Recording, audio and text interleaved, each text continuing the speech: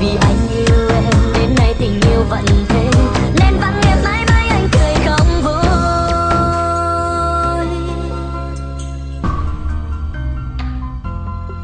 Từ ngày mình xa rời nhau thì anh đã cô dâu những nỗi đau thật sâu trong trái tim của mình.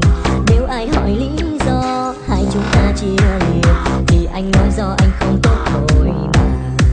Dù người ra đi là em, người thay đổi cũng là em, đã xé tan lòng anh. Em bước đi vô tình vẫn không để thế gian than trách nhau nửa lời, nên anh nói do anh không tốt người ơi. Ngày người ra đi anh nuốt nước mắt chảy ngược vào tim để em quay lưng theo ai em sẽ thấy nhẹ lòng. Nụ cười anh trên môi chúc em ngày mai hạnh phúc, mà trái tim anh nuốt nước mắt âm thầm. Mọi người xung quanh đâu biết cứ thương anh cười là vui, có ai đâu hay tim anh tan nát suốt cuộc đời. Bởi vì anh yêu em đến nay tình yêu vẫn thế, nên vắng em mãi mãi anh cười không vui.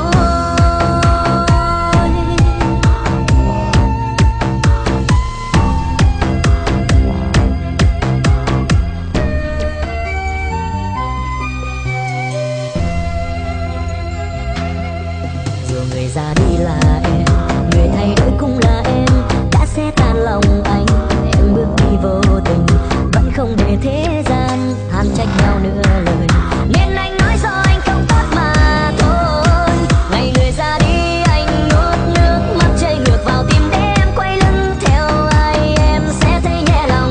Nụ cười anh trên môi chúc em ngày mai hạnh phúc, mà trái tim anh nuốt nước mắt âm thầm. Mọi người xung quanh đâu biết cứ thương anh cười là vui, có ai đâu hay tim anh tan nát suốt cuộc đời. Bởi vì anh yêu em đến nay tình yêu vẫn thế, nên vắng em mãi mãi anh cười không vui. Ngày người ra đi anh nuốt nước mắt chảy ngược vào tim để em quay lưng theo ai em sẽ thấy nhẹ lòng. Nụ cười anh trên môi chúc em ngày mai hạnh phúc, mà trái tim anh nuốt nước mắt âm thầm. Mọi người xung quanh đâu biết cứ thương anh cười là vui, có ai đâu hay tim anh tan nát suốt cuộc đời. Bởi vì anh yêu em đến nay tình yêu vẫn thế, nên vắng em mãi mãi anh cười không vui. Bởi vì anh yêu em đến nay tình yêu vẫn